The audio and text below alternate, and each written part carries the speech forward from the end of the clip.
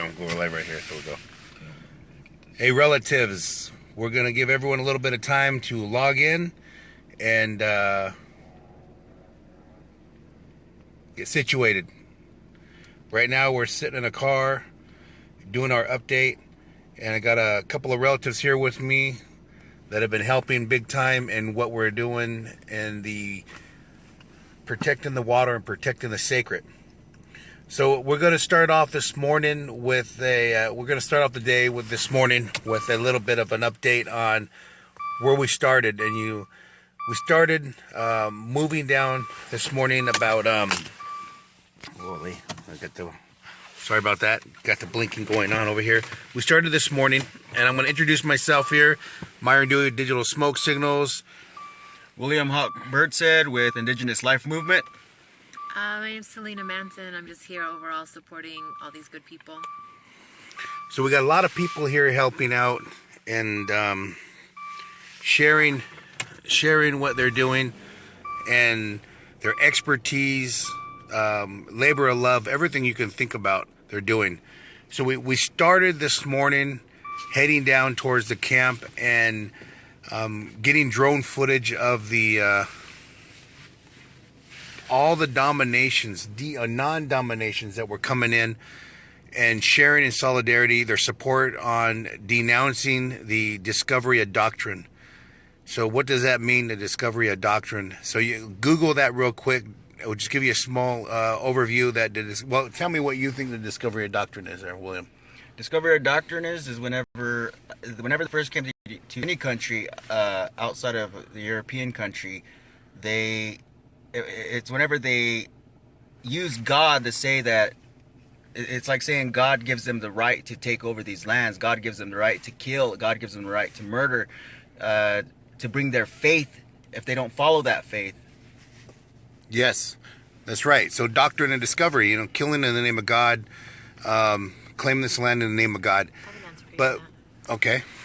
Well, for those who don't understand or know much about the doctrine of discovery, it was written in 1434 by the Pope. It was a papal bull that was created that basically was the preliminary document that justified what happened during the imperialist movement. So basically, because there was no Christian king on any other lands, they were considered terra nullius.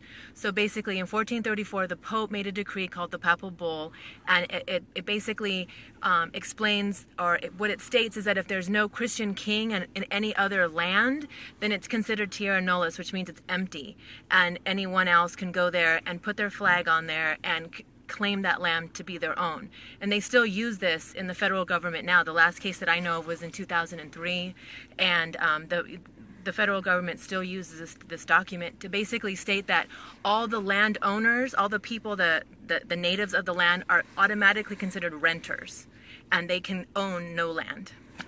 That's, in layman's terms, what it says. So today on denouncing the doctrine of discovery, what does that mean? Basically what you're doing is you're taking one of these crucial documents that was written that has displaced indigenous people worldwide, and coming back into what we would talk about inherent law, coming back into what is the actual real law of the land, and no longer putting the Pope or the Vatican in control of displacing indigenous people worldwide. Wow, see, I couldn't have said it any better. That's why we all fit together here in one unit. So we're also going to talk. So the clergy that went to the front and prayed for the Morton County Police Department didn't get the kind of prayer they were asking for, because they were all arrested today. Yeah, arrested over at the Capitol.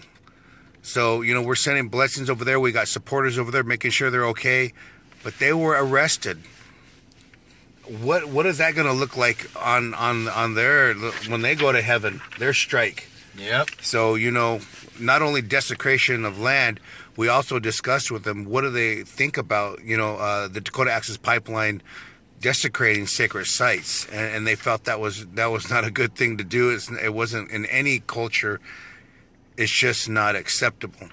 The other thing is not holding themselves accountable. Who's holding Dakota Access Pipeline accountable, who's holding Morton County accountable, none, and now the governor. So we also want to bring to you a reading that we got also earlier. about the Army Corps of Engineers. So yesterday we had an action, and this is the result of that action from the Department of the Army. This is a memorandum to the Morton County Sheriff's Department, District Commander. It says, this is from, again, the Department of the Army Corps of Engineers. This is the Omaha District in Omaha, Nebraska. Dear Sheriff Kirchmeier, in response to recent events in the vicinity of the confluence of the Cannonball River and Missouri River, it appears that isolated groups of people have moved to set up camp in areas north of the current encampment on the north bank of the Cannonball, called the Seven Councils, or Ocheti Sakowin Camp, by the Standing Rock Sioux tribe and its supporters.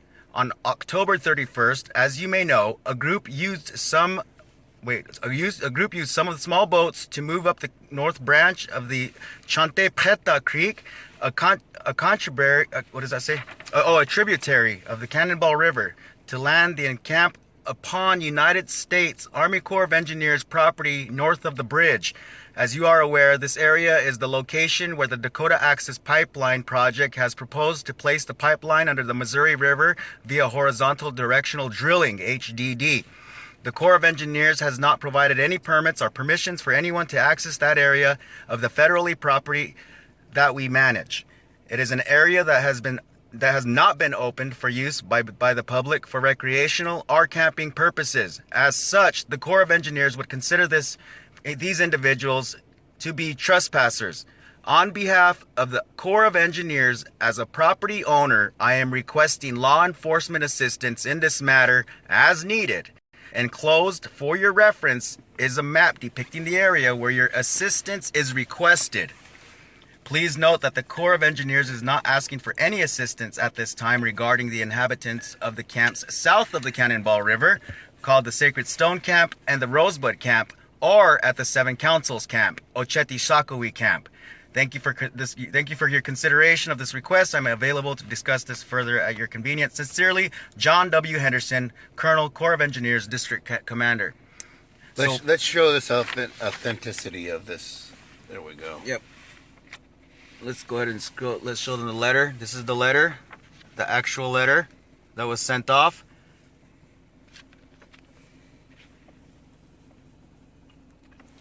So what that means is that anyone who was there during that direct action, who did cross the river, who were trying to protect our burial sites where they were encroaching and of course destroying, are now considered trespassers, and the Army Corps of Engineers has authorized Morton County to use whatever force necessary to press charges and find the trespassers who trespassed on our own land, treaty territory. So how is that possible, being trespassers on your own land? Also, were we witnessing there, and we brought to you, I posted those pictures last night, that on the top of that hill when we were flying with the drone were snipers sniping out right there waiting. So, you know what this is, people who are praying. In the pictures, they're praying. They got their hands up. They're Pijan and Nishtahai. And they were being treated for hypothermia because the water was so cold. But they were standing there for hours praying, and they were rotating them in, and it really hurt to see that was going on, trespassing on our own land. You know, we also can see that electronic abuse was being used, and cell blocking was being used, so we had to go about a half a mile away to bring in the drones. Again, we could witness that there was cell blockage being used, and we're not sure how they're doing it. Same thing today was being used with cell blockage. And also, today the drone was hit. We got footage, going to post it, and we actually tracked down the sniper. We had scouts out there that tracked down the sniper, and the drone was hovering about around the area where the sniper was at. So it's something really crazy that we're witnessing here, and this is live, and it doesn't seem like there's any consideration that that they're going to get in trouble. Yeah. It just doesn't seem like there's any consideration, like they're lawless. First they arrest the clergy who was here, prayerful, unarmed, beautiful. If you've seen the live stream that we both were feeding to the public around the world, mind you, this was a beautiful event. These were different cultures with different religious backgrounds together praying, thrown in jail. And I also want to say that we had the discussion down there about the historical trauma with indigenous people over the last 500 years.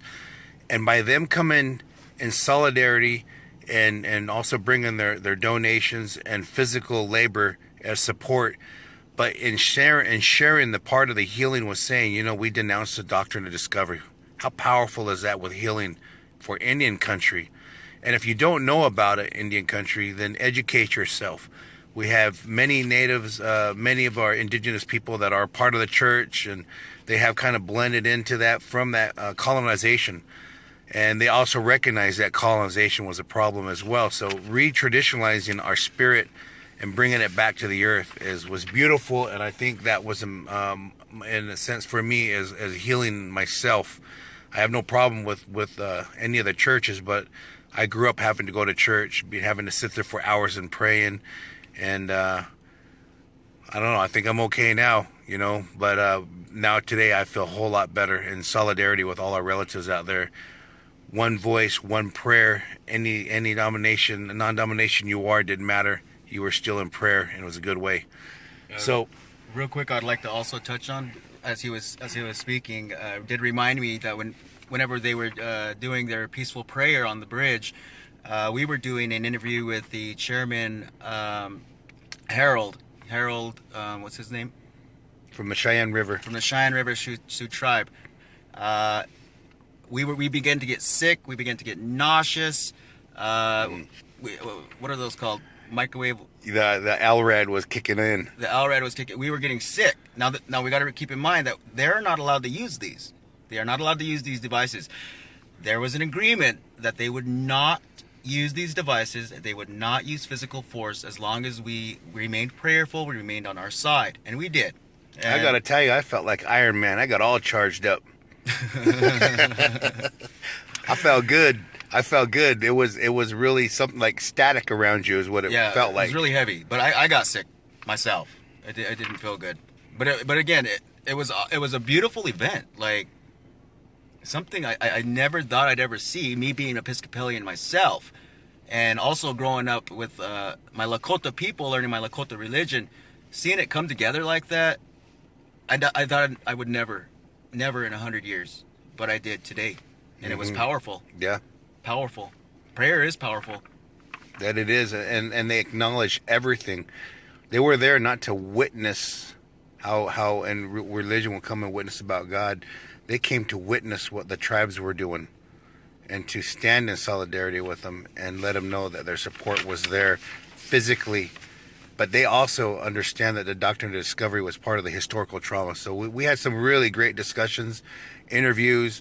I met the bishop of North Dakota, who said he watches all my videos and I'm doing a good job. It's like, right on, you know, and it's kind of like our non-native medicine men, right? Yeah. So it's kind of some validation there. Felt good. And many of the people were just excited, and the bagpipes came out, and some of them guys and their way of life. Who sings the bagpipes? Is that Scottish? Scottish. So they were out there with their way, their religious way, and sharing their solidarity. So it was really good. It was all about prayer today, as it is every day, but today was a very special day in the healing for Indian country and throughout the United States. There is no wrong way to pray. And if you decide that there is, then you discount those prayers to you if they're coming to you. So that's a good lesson to all our people out there that are in limbo. Am I Catholic, Mormon? Am I a tree hugger? Do I love Buddha? What am I going to do? But I'm Paiute, you know? Tell you, it's okay. It's okay to have your relationship with the Creator because it's your way. And so when we talk about also what the tribes are praying in power and place where they're at, there's no one can determine them but them. Yeah. So that's where we are today. And I want to thank them, clergy and all of the non-dominations coming out and showing their support, their religious support. On another note, we're seeing that the Dakota Access Pipeline was working as usual, as business was going on. You can see the support with the Dakota Access Pipeline, the sheriffs, the National Guard, and the snipers out there. Though that is really something that we've witnessed way out on the far side. The drone was hit again. It teetered sideways, and I thought maybe the wind caught it, but there was no wind. And so we brought it down, take a look at it, and it was hit. It was hit twice, but it was from a long range. We know that they got a drone as well, and they're not very good flyers. They kind of just sit there. They don't know what to do with it. They're still trying to figure out how to go left and right. So with that, I think we're going to go and make sure that everyone is okay. Take care of yourself. The weather is changing, so drink a lot of water. If you're getting cramps or anything like that, make sure you get a lot of water. Go down to the medic, and also they have some face masks down there also. So, you don't want to get sick or, happen to splash something on you. Non-lethal, that you won't think of those things. That's going to protect you. So if you're down at the Ochete Sakowee camp, or the Sacred Stone, or Red Warrior, Rosebud, wherever you are, if you're down at the camp, go over to the medic. Please go get a pair of goggles. They have some available for you there. This is for your protection. This is to protect your eyes against the sprays that they've been using. The mace, of course. That's if you're journalizing, you're down there observing, you're supporting, whatever it is, you want to be safe. Yeah, it's best to be safe than sorry. We're trying to make sure that our camp is safe, and that the safety of our campers as well. Also, we have heat packs for the elders. If you have elders in your camp, please go over to the medic tent and you can pick up some heat packs for your elders. What else is there? I think that's about it. Yeah, several kitchens down there, so go down and check it out. There was a crazy driver this morning, which was a DAPL, and he was we call them infiltrators. He actually drove out of camp real fast. They identified him, and he drove right to the barricade, like crashed in the. I looked in there, and his car and the bag was out. His safety bag was out, and it was whatever the reason he was. They said he left all his stuff. So we look at it as counting coup. Aho! Thank you for the good things you left us. And Yeah. Nice big bag. I don't know who's using it, but canteen and those things. Aho! We just hope that everybody's safe at our camps. We want everybody to be warm. So again, if you would like to donate, we'll also be posting the donations, both Myron's page, Digital Smoke Signals, and Indigenous Life Movement. Donations could be monetarily made. The donations could be blankets, winterized tents. Mostly canvas tents are the best because we're able to keep warm within those tents. Wood stoves are generally needed. So these are some things. If you in your area, if you have these items and you would like to donate them, we'll definitely post them on our pages and other pages as well, where you can donate these items. And I want to remind everyone that's coming in solidarity, you can come in and they've got check-ins now. So if you're coming in large groups like we had today, there was several thousand that came in at a time. Today, in the last few days, I think it's up to around probably 8,500 people now, almost 9,000. So check in up on top of your group. The other thing is remember where you're at. Come introduce yourself to that fire. You're a visitor and you're in solidarity. Yes, and then also we got earplugs for all of the campers, earmuffs against LRAD because they've been using LRAD against the campers.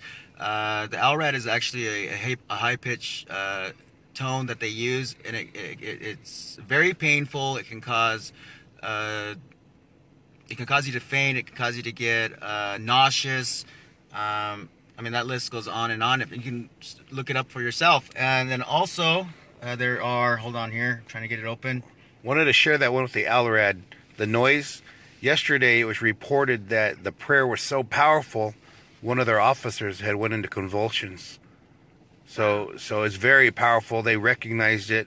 Another one mentioned was one of the officers shot himself, trying to shoot somebody else with non-lethal, big bullets, and people were hurt, from that as well. And they were shooting it at 15 feet away. And we got video that we're also posting of the officers. You'll recognize these guys. One of the officers was the one who wouldn't give his name when I was asking him about my drone. And he was out of his jurisdiction. I got footage of him way out there. But, yeah, he's on the front. He came from the back of the crowd and came forward and sprayed about 6 feet with his mace. And they were doing that in random. They'd come through and they'd spray and then go back. come through and spray and go back over and over and over. It was really hard to watch, but go ahead with that. Oh, just real quick, as a Lakota person, growing up on the Pine Ridge Reservation, in Red Shirt Table, Pine Ridge, Ogallala, and also here on the Standing Rock Reservation, growing up in Wakapala and in Fort Yates, I grew up learning my Lakota tradition, and I learned our stories and our prayer of who we are as Indigenous people, and the power of this land that we live on, from the Black Hills all the way to the Missouri and beyond. And so you got to keep in mind that us as Lakota people, we love this land, we cherish this land, and we want to take care of this land for future generations. I know many people say this over and over and over and over, and people are probably hearing it almost repetitively, but I'm repeating it again because it's important to us. The land is important, the water is important, the air is important. These are the things that we have as Indigenous people and people in general around the world. This is our last chance to save humanity, and that's what we're stressing. That is what we're doing here. Look what we're doing here. We are doing this to save humanity. If this wasn't going to affect humanity, we wouldn't be here doing this. There are pipelines all over this country, but this is the black snake. This is the prophecy that was told to us hundreds of years ago, and we're here today doing it. This prophecy was told to us that all of the tribes would unite, that a black snake would come from the north, and it's all coming true. Everything is coming true. And what is very important, what our spiritual leaders are wanting us to stress to the campers and to the people who want to come, is that you have to come here to pray. You have to come here to protect, and that's what is important. We're here to pray. Pray. Don't be afraid to pray. We're not coming here to show off. We're not coming here to feed our ego. We're not coming here to be anything or become anything. We're coming here to pray. And through prayer, we're going to protect for future generations, for the next 7 generations. These things are important, and that's what we're going to do. Thank you. Oh, beautiful. One last thing I wanted to say is I posted a video about, I'm going to post 2 more. One of them was asking the BIA and their role here, but the other one is it really made me sick to my stomach. We went over there, and it looked like there was a rummage going on across from where the BIA was at. What it was the Morton County Police Department had used a backhoe and put everything in dumpsters, scooped it right off of the ground, put them in dumpsters, and they were so tight that it was like compressed. Came over here and dumped it like trash on the ground. The medicines were in there, traditional medicines, people's belongings, eagle feathers, water drums, sacred items. And the most sickening thing that you can think about was that it was desiccated on with the urine and human feces. Human feces. You need to get some rest, Myron. So it really was sad to listen to that from over there. We did a live feed earlier, but human feces. This is what the Dakota Access Pipeline Security and Morton County Police Department. We don't know if it was both or either, but we do know it is one or the other because no one else was in there, and we do know Morton County had sealed off the area. So it was sickening to see that this is what law enforcement or security is about. We got a question. And so go ahead, yeah. Let's ask a few questions here. And so we're going to answer a few questions for you guys. This one goes out to Myron. What's the stance on rerouting the pipeline right now? What are your thoughts on? What do you know, or anything in that sense? Well, what we know is there are negotiations, and Obama had conveniently put it out way down the road for reroute, but Bismarck don't want it, and so right now it's in open negotiation. If they pause the construction, we already know DAPL won't listen. Okay, we already know they're going to continue to work. They have this crazy way of describing what is construction. I mean, stop construction means stop. If you stop driving, you kind of like have to pull over and stop. It's just really easy. If I got to go somewhere, I'm going to stop. I have to stop. They have some weird view. It's like preparing for work, or there was a DAPL, not a DAPL, but an oil worker said how they word it legally, which is unlawfully. Any other questions there? Not right now, but I do have a comment from a inspector who works who was actually fired from the Dakota Access Pipeline because he wanted to expose the Dakota Access Pipeline for their wrongdoings. I cannot mention his name just yet, but we will whenever his lawsuit goes through the environmental agency. Now it says bad welding joints, bad pipe the company is using. The fact there have been no inspections performed caused the DAPL to run the inspectors off. It'll take 2 weeks to get it formalized. Now this man is sick. He's near death. This man is very, very ill, which is why he's coming forward with this information, because he said they could do whatever they want to me. They can kill me. I don't care. But he says that the bore wells, or they're boring them, is it's incorrect, and these pipelines are set up for failure. So we need to keep that in mind. This is an investment. This is an investment for many wealthy people in this country, probably including our own, president. I'm just speculating. That's may or may not be true. Yeah, both of them. But this is set up for failure, which is why another reason why we need to stop it. We have to stop it. And and I've been getting a lot of questions of people who are non-native trying to ask if it's, I guess they've been hearing questions if they're a welcome here, or if we want non-native people to come here.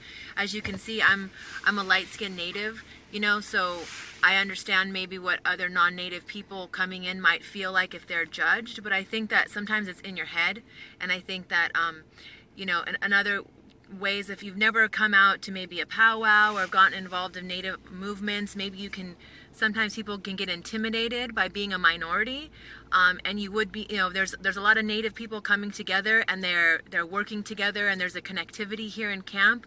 But by all means, it's not exclusively native, and I want to make sure that people understand and know that they are welcome to come here from whatever direction. There's people from Japan, people from all over the world that have come here to support this movement, and I just want to stress that this is not just a native issue. This is for all people, and I think we're hearing that.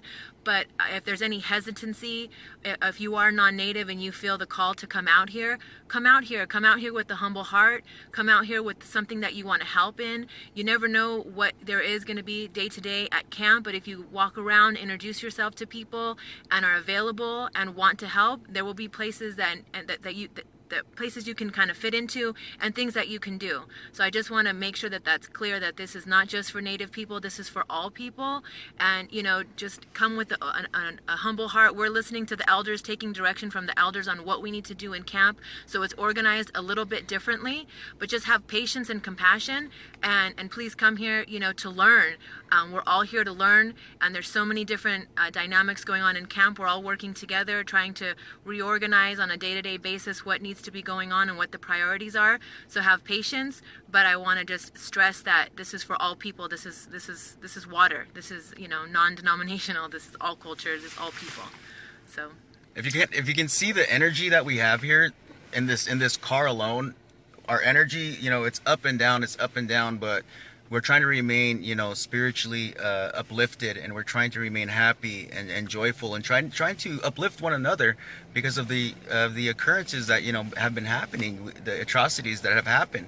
So we got to remain strong, and these are the ways to remain strong, is through prayer and uplifting one another, holding one another, letting each other cry, letting each other vent, and let these things go and heal and build up from there. Let it out, brother. Let it out. I already did my tears last night. Jeez, I'm down the road 20 years. That's when I'll start to go with this. But for now, we got to work, and we're up and ready to go to work again. We just did a training for non-violent direct drone action, and actually discovering how far the drone can go, where it can go, and doing the environmental justice to report this documentation. It's been a documentation to give a visual legal narrative on the atrocities that are happening on sacred sites. So this is very, very important for the drone world out there. We're using DJI drones, which is awesome. If you know how to fly them, we encourage you to come out and respect the tribal airspace. Check in your drone, and then we'll be able to document and acquire this knowledge for the tribe to protect its sacred sites. They're desecrating the sites. The Dakota Access Pipeline are walking on the sites. They're digging through the sites, and they're digging deep. And so they don't have anybody over there. They started to, what you saw today was they're building a wall around them, and they're going to start hiding what they're doing, and they're going to go down. They've already got the equipment out there to start welding, and they're welding 24/7. We documented the lights right in the very front. It looks like Dapple of the third kind, and it's crazy. It looks like a war zone on that far side, and they're being protected by the Morton County Police Department and the interagencies that are there. Also want to acknowledge those officers. I want to say thank you for realizing what was wrong and walking off of your career to get out of there. And I want to thank you for that. And a total of 27 officers so far that have done that. And their spirit's in the right place, their heart and moral. I mean, that's just a job. You love your job, but when you see it's morally no longer a purpose to be there, then you don't want to sacrifice your integrity as well. So I want to say thank you in a good way. Pijat you. We got one more question, and this is a very important question because it keeps coming up every single live feed that you do. It's and you got the answer to this today. Where's BIA in all of this? BIA, behind Indians. What's a good one? They're gone, man. BIA is not here for the tribe. I don't think BIA. No, BIA is here for the tribe, not for the tribal members out there. I think they're remaining neutral. They're following orders. They're following orders. Their orders are to remain on Standing Rock tribe, Standing Rock Sioux tribe. They are not allowed to step over the Standing Rock Sioux tribe. Now, beyond Standing Rock Sioux tribe is 1851 unceded territory, which is still the Great Sioux Nation, and that BIA cannot cross onto unceded nation according to Chief, what was his name? But they can go on the highway. I did ask him that question today. They can drive on the highway. They can go on a public highway. So what if they need it for an emergency? That road, well, we have to go all the way around 6 and go back if there's an emergency. So what the officer of BIA told us today was, and you know what? Let me just show you what I got here. It's probably easier just to show you, so you can actually see what I'm talking about. I did an interview with the BIA, and here it is right here. I'm going to let you guys listen to it. If you guys can... don't battery die on me now. Just give me an idea of what you thought about them dumping. Are you a tribal member? Yes, sir. Can you just name... tribe, where you're from, and what you thought about? Sir, we have a gentleman that's in the Incident Command Center right here. If you want to speak to somebody, he can speak to you. I'm just speaking to you as a tribal member. Okay, well, sir, we're directing traffic here. Okay. And we don't need you here because if there's an accident, well, we don't want you guys to get ran over here. This is a dangerous spot with all this. Yeah, we got a vehicle right in front of us. I think will protect us. Chief's on his way over. It's just a question right here. Is what we're looking at is, what did you feel about them dropping off all the sacred items, medicine, and a dumpster right there? Well, that wasn't our deal. From my understanding, that was some arrangement made on a different level. That wasn't our deal. So, all right. Chief doesn't want this vehicle parked here. He's gonna have to move. Is that the chief? Yes, sir. All right. Well, just pull it right over there. I'm directing traffic. Can't have it on the roadway here. It's gonna be a traffic hazard. Okay. Well, we don't want anyone to have an accident here. Well, I'm glad your guys is there, so it's not a traffic hazard. So you're the chief? Yes, sir, I am. How you doing? What's your name? David Lawrence. We've met. Oh, we met. Oh, could you ask a few questions here? Did they give you notification that they were coming over to just dump everyone's sacred items onto the ground over there in dumpsters? You should check with the chairman. Well, you guys are here. We know that your command center was actually right across. Is there a reason why the BIA doesn't go and is on tribal land on the other side to document and witness? There's no tribal land over on the other side. Actually, when you go through Rosebud along the river, the tribal land is on this side Okay, of the river. we're responsible for Standing Rock Agency. Okay, so even if that's, what about being on Sacred Stones Camp right there by Cannonball? That's Standing Rock. The Standing Rock? Yes. So have you guys, was there any call out to get any, because you got tribal members over there that were on the tribal side being maced, you know, being shot at with rubber bullets? Not on Standing Rock. Not on Standing Rock. They were on the reservation, but they weren't on Not Standing on Rock. Standing Rock.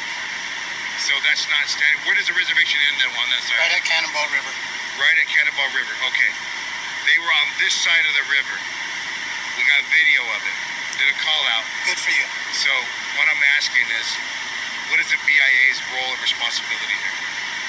We're here to protect the people. Okay, so a few weeks ago I did a call out for BIA when Fargo Police was following me as a journalist through the reservation, coming in and coming out, and BIA did meet me, but Fargo Police did go through. Did they have, are they able to do that? Absolutely. So they're able to intimidate and harass and go behind people. We filmed it live. Well, you didn't say that, sir. You said I'm you asked sharing me if they are able to Yes, drive on I'm just sharing state that with you. highways. Yes, I'm just sharing that with Absolutely. They are allowed to drive on state highways. you. Okay. So you guys as well, right? Yeah. Okay, that's good. What do we need to know as tribal members about what's going on here, your role? That Standing Rock Sioux Reservation is safe. Safe. Yes, it is. What about the sacred sites that are being desecrated over on the other side? That is off the Standing Rock Sioux Reservation. So you guys don't recognize inherent territory. My sole obligation is the Standing Rock Sioux Reservation. So what they say you do. Pardon me? What they say you do. I patrol the Standing Rock Sioux Reservation. All the people. Not just this area, the whole 2.3 million acres. Okay. How many officers do you guys have here? That's classified, sir. Classified? Safe to know we call. Because I'm here. Because you're there. Yes. Okay. Well, I'm glad you're wearing Thanks a for your badge. time, Mike. I'm glad you're wearing a badge. I appreciate it. Yeah. Thank you. Listen.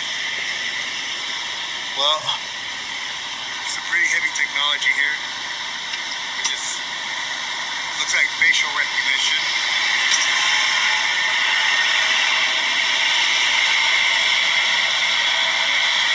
This is what we're up against. It seems like our own people.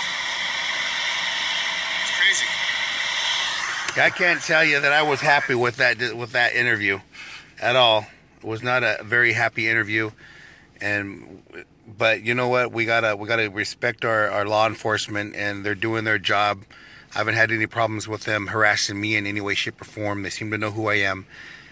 So I just want to make sure everyone else understands their role and responsibility.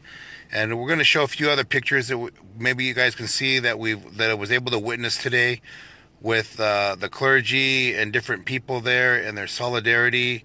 Here's a really short one right here. What program is this?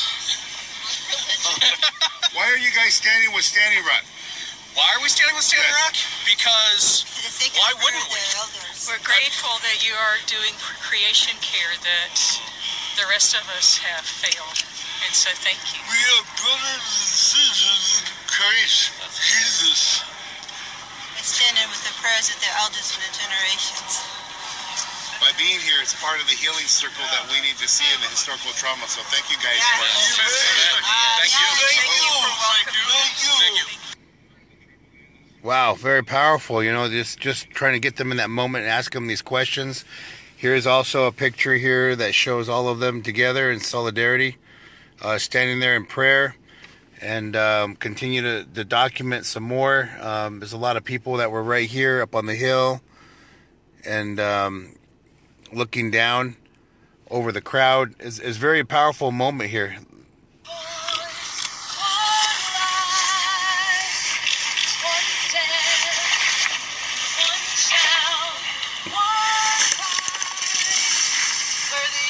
So many songs were going on. People were there in solidarity, and they were sharing their songs, sharing their spirit, how they felt.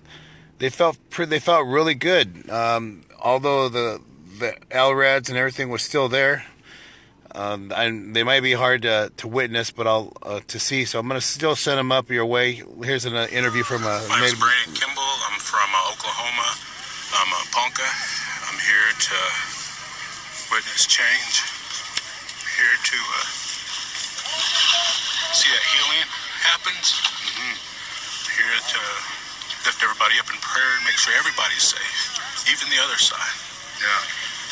There's going to be a lot of broken hearts, broken spirits, and I'm here to make sure everybody gets well. Where are we at right here? Can you just give a short description on what's happening today? Today is the Presbyterian Church has called ministers from all faiths and all beliefs to come and lend their support, prayers to what's going on here at Standing Rock, and for all those involved. And last I heard, it was 540 ministers and clergy have answered that call, that prayer, and we're coming here lifting everybody up in prayer. It was powerful to hear that today. So we'll go on again with a little bit more. We had some tribal members in there educating people about the treaties. And as Joanne there, we had our veterans that were up there helping to assist as well. And then we had some songs going on, which was very powerful. Here's clergy right there walking along, support, solidarity. And then we had also, here's a little bit of interview. What that means on denouncing the doctrine of discovery. For me, what that means is that the United States no longer has title over indigenous land since it was found on the doctrine of discovery. What does that mean for you guys? And just hearing that, does that mean that the tribes regain Aboriginal title over their lands and the treaties are voided and Aboriginal title is enacted? Well, we speak for the church. We don't speak for the government, I'm afraid. And the doctrine of discovery has gone through various iterations, both politically and religious, for hundreds and hundreds of years now, including the Papal Bull from 524 years ago. Our action here is symbolic, and the challenge continues. The challenge to continue to bear witness to repudiating the doctrine of discovery. Repudiating the doctrine of discovery. So look at that. It's very powerful. You know, these guys' interviews today was just amazing, you know, and seeing their support in Standing Rock and they're representing. And so here's the area where they were looking at. There's the car that gentleman ran into. He was the infiltrator this morning. Ran right into that. There's them. They're praying right now for the officers on the other side. All right, we're gonna go do a little bit of a update here at the tribal building right here. You've seen murders, unsolved murders. You've seen rapes, kidnappings. You've seen drug trafficking, sex trafficking, the worst crimes that you can think of, major crimes that you can think of. And it didn't just happen once. It was perpetual, happening all while this oil development is taking place. And what did the state government do? They put a FBI agent in Williston, North Dakota. You didn't see low-flying airplanes flying around. You didn't see a militarized police force coming in with these tanks or whatever they are. You don't see that kind of activity. But as soon as somebody wants to stand up for the right against oil, it's a state of emergency. There's roadblocks redirecting Indian people from their homes. You know, this is the kind of state government that is treating us different from the real problem. I was disturbed when I heard on a broadcast whereby they were claiming that they called and they tried to inform the tribe as if a sub-jurisdiction of a state can command a sovereign nation that has a treaty arrangement with our national government to be at it. So we'll share that, relatives. That's just an update with the chairman, and we'll share that. It kind of made me think about a few of the things that he was talking about today, and we're going to continue to share those informations out there and just keep pushing information and educating the best we can. So with that, relatives, we're going to end with a song. We got a lot of work to do. We still got editing to do, and put my relative over here, William, on the spot to close us out with a a song in a good way. What? A song? Sure. Oh, all right. This is a song that I usually like to sing this song whenever we're always gathered, my people and my family. So I'm gonna sing it now because these are my people and this is my family. So I'm gonna sing this song for all of us, not for recognition, but for all of us to feel this song.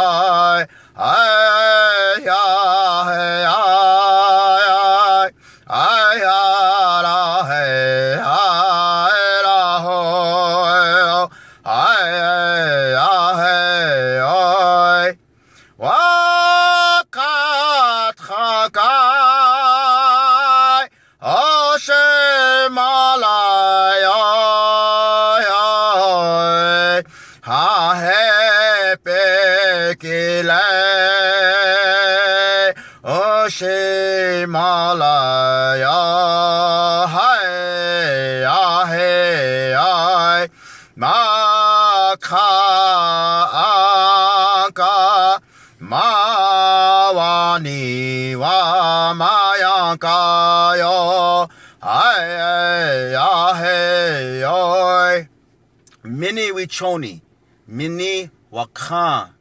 Our water is sacred and our water is life. We have to protect it. Midako yase. Oh, in Paiute, that would be Puhapa, Bijapa. Thank you very much. Any messages? Don't go crazy on them. Gotta be short messages, guys. Thank our relative here for singing that song. In a good way. Bija Huvia. Anishta Huvia. Good singing, medicine songs. Again, Google Sacred Stones or Osheri Sakoi. It's on Google Maps. If you get lost, we saw a lot of people get lost today. Google it. It's on the 1806 straight down. If you pass Prairie Knights Casino, you know you're only 10 miles away. Continue to go straight. You can't go any farther because there's a barricade in the road. If you're going to donate to the Osheri Sakoi. You'll find that. We'll post that. Sacred Stones Camp. If it goes to the tribe, they use it for their legal funds and the fighting the battle of the Dakota Access Pipeline and down the road. Those are legal funds. If you're looking to specifically support, make sure that you want to be... you can inbox me as well if you want to go specific donations. Make sure you write that down. And thank you very much for all your hard work and what you're doing out there. You guys can't be here, but you're a part of the fire and you're tending the fire. So thank you. Oh.